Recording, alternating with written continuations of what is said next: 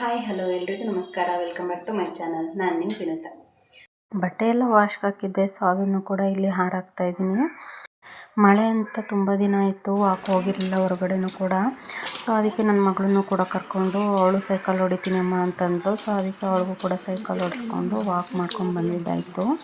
ಹಾಗೆ ರಾತ್ರಿ ಊಟಕ್ಕೆ ಅಂತೇಳಿ ಚಪಾತಿ ಮಾಡಿ ಹಾಗೆ ಗ್ರೇವಿ ಮಾಡ್ಕೊಳ್ಳೋಣ ಅಂತೇಳ್ಬಿಟ್ಟು ನಾನಿಲ್ಲಿ ಚಪಾತಿ ಹಿಟ್ಟನ್ನ ಕಲಸಿಟ್ಕೊಂಡಿದ್ದೀನಿ.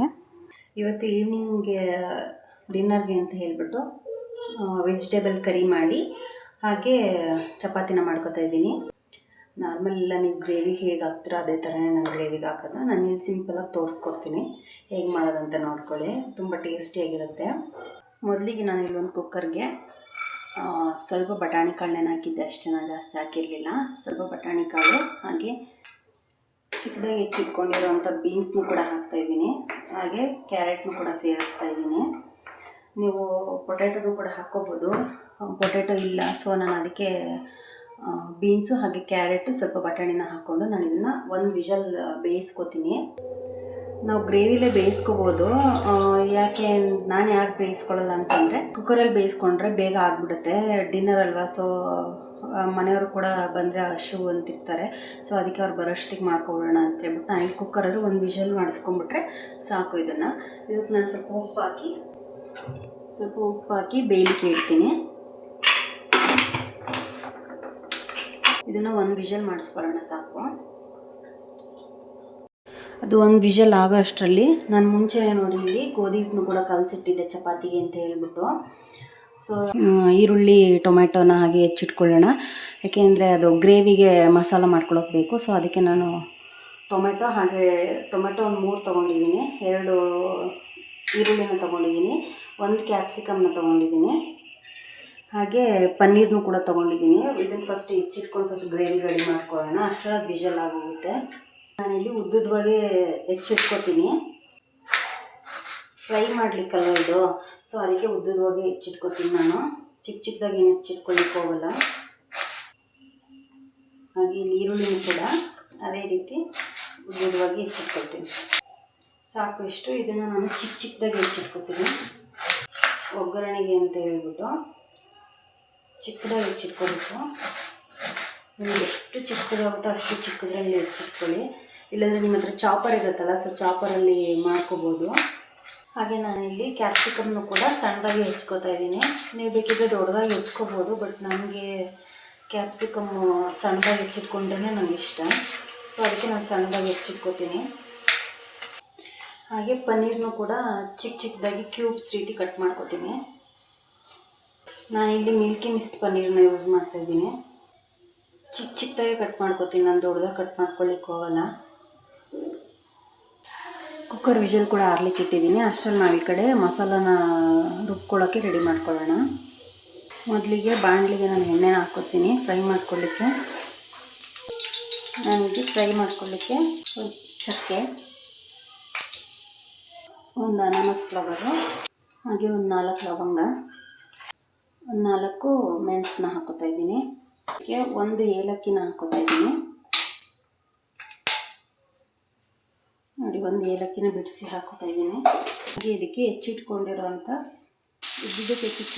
ಈರುಳ್ಳಿ ಹಾಗೆ ಟೊಮೆಟೊನು ಕೂಡ ಸೇರಿಸ್ತಾ ಇದ್ದೀನಿ. ಇದನ್ನು ಮೀಡಿಯಮ್ ಫ್ಲೇಮಲ್ಲಿ ಇಟ್ಬಿಟ್ಟು ಇದು ಬ್ರೌನ್ ಕಲರ್ ಬರೋ ರೀತಿ ಇದನ್ನು ಫ್ರೈ ಮಾಡ್ಕೋಬೇಕು. ನಾನಿಲ್ಲಿ ಲಿಡ್ ಕ್ಲೋಸ್ ಮಾಡಿ ಇದನ್ನು ಬೇಯಲಿಕ್ಕೆ ಬಿಡ್ತೀನಿ. ಫ್ರೈ ಆಗೋಷ್ಟೊತ್ತಿಗೆ ನಾನಿಲ್ಲಿ ಪನ್ನೀರನ್ನ ಮ್ಯಾರಿನೇಟ್ ಮಾಡ್ಕೊಳ್ತೀನಿ. ನಾನಿಲ್ಲಿ ಸ್ವಲ್ಪ ಮೊಸರು, ಖಾರದ ಪುಡಿ, ಹಾಗೆ ಒಂದು ಸ್ವಲ್ಪ ಅರಿಶಿನ ಹಾಕೋತಾ ಇದ್ದೀನಿ. ಹಾಗೆ ನಾನು ಸ್ವಲ್ಪ ಉಪ್ಪು ಹಾಕೋತಾ ಇದ್ದೀನಿ. ಹಾಗೆ 1/2 ಟೀ ಸ್ಪೂನಷ್ಟು ಗರಂ ಮಸಾಲಾನ ಹಾಕೋತೀನಿ.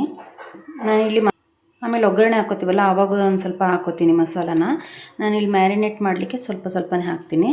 ಹಾಗೆ 1/2 ಟೀ ಸ್ಪೂನಷ್ಟು ಜೀರಾ ಪೌಡರು, ಹಾಗೆ 1/2 ಟೀ ಸ್ಪೂನಷ್ಟು ಕೋರಿಯಂಡರ್ ಪೌಡರ್ನ ಹಾಕೋತೀನಿ. ನಂತರ ನಾನು ಇದನ್ನು ನೀಟಾಗಿ ಮಿಕ್ಸ್ ಮಾಡ್ಕೋತೀನಿ ಸ್ಪೂನ್ ಸಹಾಯದಿಂದ.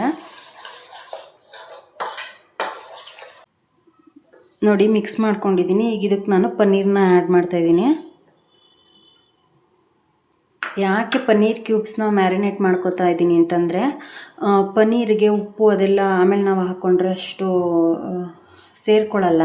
ಸೊ ಅದಕ್ಕೆ ನಾನು ಪನ್ನೀರ್ಗೆ ಇವಾಗಲೇ ಮ್ಯಾರಿನೇಟ್ ಮಾಡಿ ಇಟ್ಕೋತೀನಿ. ನಾನು ಪನ್ನೀರ್ದು ಗ್ರೇವಿ ಏನು ಮಾಡಬೇಕಾದ್ರೂ ನಾನು ಈ ರೀತಿ ಮಾಡ್ಕೊಳ್ಳಲ್ಲ.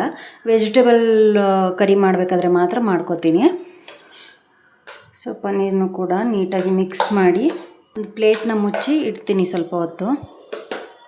ಹಾಗೆ ನಾನು ಫ್ರೈ ಮಾಡ್ಕೊಳ್ಳಿಕ್ಕೆ ಇಟ್ಟಿದ್ನಲ್ಲ, ಸೊ ಅದನ್ನು ಕೂಡ ನೋಡೋಣ ಎಷ್ಟು ಬೆಂದಿದೆ ಅಂತ.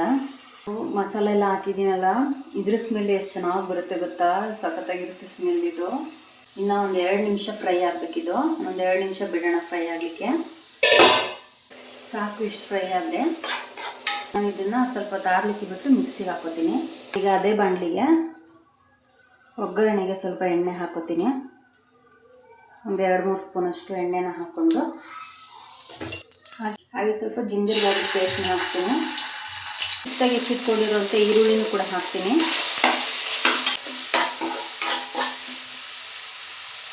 ಹಾಗೆ ಕ್ಯಾಪ್ಸಿಕಮ್ನು ಕೂಡ ಹಾಕ್ತೀನಿ. ಇದು ಕೂಡ ಫ್ರೈ ಆಗ್ತಿರಲಿ ಅಷ್ಟರಲ್ಲಿ ನಾನು ಟೊಮೆಟೊ ಈರುಳ್ಳಿ ಅದನ್ನು ಕೂಡ ಮಿಕ್ಸಿ ಮಾಡ್ಕೊಳ್ಳೋಣ. ನಾನಿಲ್ಲಿ ಮಿಕ್ಸಿ ಜಾರ್ಗೆ ಅವಾಗಲೇ ಫ್ರೈ ಮಾಡಿ ಇಟ್ಕೊಂಡಿದ್ನಲ್ಲ ಆ ಮಿಶ್ರಣನ ಹಾಕಿದ್ದೀನಿ. ಹಾಗೆ ಇದಕ್ಕೆ ಒಂದು 10 ಗೋಡಂಬಿ, ಒಂದು 10 ಬಾದಾಮಿನ ನೆನೆಸಿಟ್ಟಿದ್ದೆ, ಸೊ ಅದನ್ನು ಕೂಡ ಆ್ಯಡ್ ಮಾಡ್ಕೊತೀನಿ. ನಂತರ ಇದಕ್ಕೆ ಸ್ವಲ್ಪ ಕೊತ್ತಂಬರಿ ಸೊಪ್ಪು ಹಾಕೋತೀನಿ. ಸ್ವಲ್ಪ ನೀರು ಸೇರಿಸಿ ಮಿಕ್ಸಿ ಮಾಡ್ಕೊಳ್ಳೋಣ.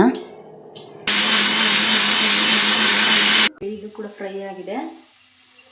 ಇವಾಗ ನಾನು ಇದಕ್ಕೆ ಮಿಕ್ಸಿ ಮಾಡಿ ಇಟ್ಕೊಂಡಿದ್ನಲ್ಲ ಆ ಪೇಸ್ಟ್ನ ಹಾಕ್ತೀನಿ. ಸ್ವಲ್ಪ ಫ್ರೈ ಆಗಬೇಕು, ಅದನ್ನು ಫ್ರೈ ಆಗ್ಲಿಕ್ಕೆ ಬಿಡ್ತೀನಿ ನಾನು. ಲಿಡ್ ಕ್ಲೋಸ್ ಮಾಡಿ ಒಂದು ಕುದಿ ಬರೋ ತನಕ ಕುದಿಸ್ಕೊಂಡ್ರೆ ಸಾಕು. ನೋಡಿ ಗ್ರೇವಿ ಕುದೀತಾ ಇದೆ, ಸಾಕು ಇಷ್ಟು ಕುದ್ರೆ. ಈಗ ಇದಕ್ಕೆ ಸ್ವಲ್ಪ ಮಸಾಲಾನ ಹಾಕ್ಕೊಳ್ಳೋಣ. ನಾನು ಮ್ಯಾರಿನೇಟ್ ಮಾಡಲಿಕ್ಕೆ ಹಾಕ್ಕೊಂಡಿದ್ದೆ, ಸೊ ಇಲ್ಲಿ ಸ್ವಲ್ಪ ಮಾತ್ರ ಹಾಕೋತೀನಿ. ಅರ್ಧ ಸ್ಪೂನು ಗರಂ ಮಸಾಲ ಹಾಕೋತೀನಿ. ಹಾಗೆ ಅರ್ಧ ಸ್ಪೂನು ಪನ್ನೀರ್ ಮಸಾಲಾನ ಹಾಕೋತೀನಿ. ನಾನು ಇಷ್ಟೇ ಮಸಾಲೆ ಆ್ಯಡ್ ಮಾಡೋದೀಗ. ಇದು ಕುದಿಬೇಕಾದ್ರೆ ಹುಷಾರು, ಕೈಗೆ ಸಿಡಿದು ಬಿಡುತ್ತೆ, ಅದಕ್ಕೆ ನಾನು ಲಿಡ್ ಕ್ಲೋಸ್ ಮಾಡ್ತೀನಿ.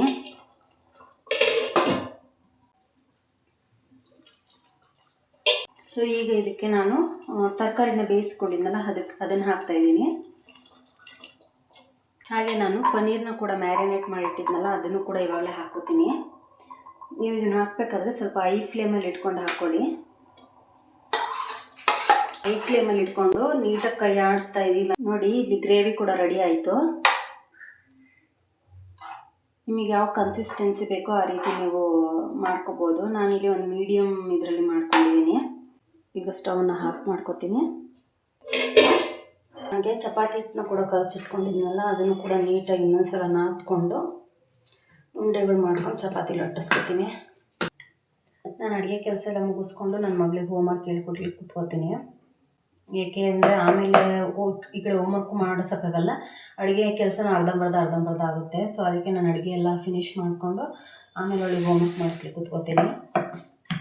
ಅದಕ್ಕೆ ನಾನು ಬೇಗನೆ ಮಾಡ್ಕೊಂಡ್ಬಿಡ್ತೀನಿ ಅಡುಗೆನ, ಸಂಜೆನೇ ಸ್ಟಾರ್ಟ್ ಮಾಡ್ಕೊಂಡ್ಬಿಡ್ತೀನಿ. ನನ್ನ ಮಗಳು ಕ್ಲಾಸು 3 ಗಂಟೆಗೆ ಮುಗಿಯುತ್ತೆ. ಸೊ ಅವಳು ಬಂದಮೇಲೆ ಫ್ರೆಶ್ ಅಪ್ ಆಗಿಬಿಟ್ಟು ಸ್ವಲ್ಪ ಸ್ನ್ಯಾಕ್ಸ್ ಏನಾದರೂ ತಿಂತಾಳೆ. ತಿಂದಾದಮೇಲೆ ಸ್ವಲ್ಪ ಹೊತ್ತು ಆಟ ಆಡ್ತಾಳೆ. ಆಮೇಲೆ ನಿದ್ದೆ ಏನಾದರೂ ಮಾಡ್ತೀನಿ ಅಂತಂದರೆ ಮಲಗಿಸ್ತೀನಿ. ಅವಳು ಸ್ವಲ್ಪ ಮಲ್ಕೊಳ್ಳೋದು ಕಡಿಮೆ ಮಧ್ಯಾಹ್ನದ ಹೊತ್ತು.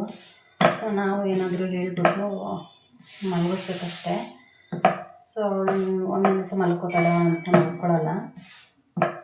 ಸೊ ಅವಳನ್ನು ಕೂಡ ಮಲಗಿಸಿ ಆಮೇಲೆ ನಾನು ಸ್ವಲ್ಪ ಅಡುಗೆ ಕೆಲಸ ಎಲ್ಲ ಮಾಡ್ಕೊಳ್ಳೋಕೆ ಸ್ಟಾರ್ಟ್ ಮಾಡ್ತೀನಿ. ಸಂಜೆ ಹಂಗೆ ನಾನು ಕಾಫಿ ಸ್ನ್ಯಾಕ್ಸ್ ಎಲ್ಲ ಮುಗಿಸ್ಕೊಂಡು ಆಮೇಲೆ ನಾನು ಅಡುಗೆ ಕೆಲಸನ ಸ್ಟಾರ್ಟ್ ಮಾಡ್ಕೋತೀನಿ. ನೋಡಿ ರಾತ್ರಿ ಡಿನ್ನರ್ ಕೂಡ ರೆಡಿ ಆಯಿತು. ಪನ್ನೀರ್ ಗ್ರೇವಿ, ಚಪಾತಿ, ಹಾಗೆ ಜೊತೆಲಿ ಅಂತ ಹೇಳ್ಬಿಟ್ಟು ಕುಕ್ಕುಂಬರ್ನ ಹಾಕಿದ್ದೀನಿ.